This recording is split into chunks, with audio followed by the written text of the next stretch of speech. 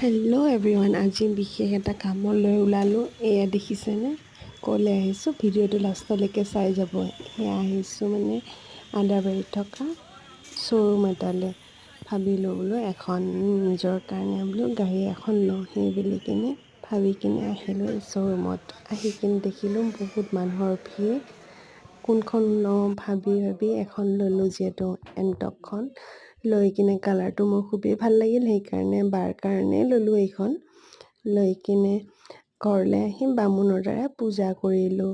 সেয়া বামুণে পূজা কৰি আছে, গাড়ীখনৰ পূজা পাতল চলি আছে। দেখিছেনে কেনেকৈ পূজা কৰিছে, কাৰণ ঘৰৰ যিহেতু প্ৰথম গাড়ী হিচাপত আজি মানে এখন গাড়ী লওঁ বুলি ভাবিলোঁ। ঘৰৰ চবেই ভাবি কিনে এখন গাড়ীয়ে ল'লোঁ, কাৰণ অহা যোৱাটো সুবিধা হয়, সেইকাৰণে ভাবি কিনে এখন এণ্টক এখন ল'লোঁ।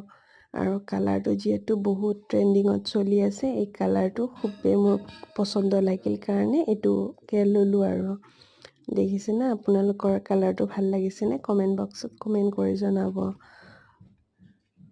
এইফালে বামুণে পূজা কৰি আছে, এইফালে দেউতাই চাই আছে কেনেকৈনো পূজা কৰিছে। যিহেতু পূজা কৰিবই লাগে, সৰু গাড়ী হওক ডাঙৰ গাড়ী হওক, পূজা কৰিবই লাগে। বিশ্বকৰ্মাক প্ৰথমে পূজা নকৰাকৈ যিহেতু এই বাহন চলোৱাটো বেয়া কথা, মানে চলালে বিপদ আপদৰ কথা এটা আছে, সেইকাৰণে মানে পূজাখিনি প্ৰথমে কৰি ল'ব লাগে। সেয়া পূজা কৰা চলি আছে, এইফালে বামুণে পূজা কৰি আছে, এইফালে শান্তনি জল মিলাই আছে। এইখিনি বোলে শুদ্ধ কৰিব, নিয়ম আছে যিহেতু এইখিনি কৰি আছে তেখেতে। এইফালে পূজা কৰা হৈছেই।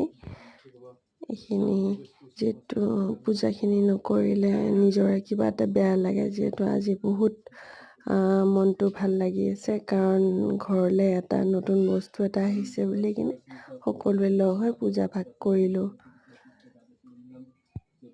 পূজা পাতল কৰা হৈ গ'ল। দেখিছেনে, সেইখিনি লাষ্টৰ যিহেতু পূজাৰ শেষ হোৱাৰ মুহূৰ্ত। এইফালে গামোচা বান্ধিছে ব্ৰাহ্মণে, আমাৰ ওচৰৰে নিজৰ চিনাকি ঘৰৰে হয় ব্ৰাহ্মণজন। তেখেতে পূজা কৰা হৈ গ'ল যিহেতু, এতিয়া গামোচা, নতুন গামোচা বান্ধিব লাগে, যিহেতু নিয়ম আছে, সেইকাৰণে নতুন গামোচাখন বান্ধিলে। এতিয়া বন্ধা হ'ল, সকলোখিনি পূজা হৈ গ'ল, নীতি নিয়মখিনি ধুনীয়াকৈ হ'ল। দেখিছেনে, পূজাখিনি হৈ গৈছে।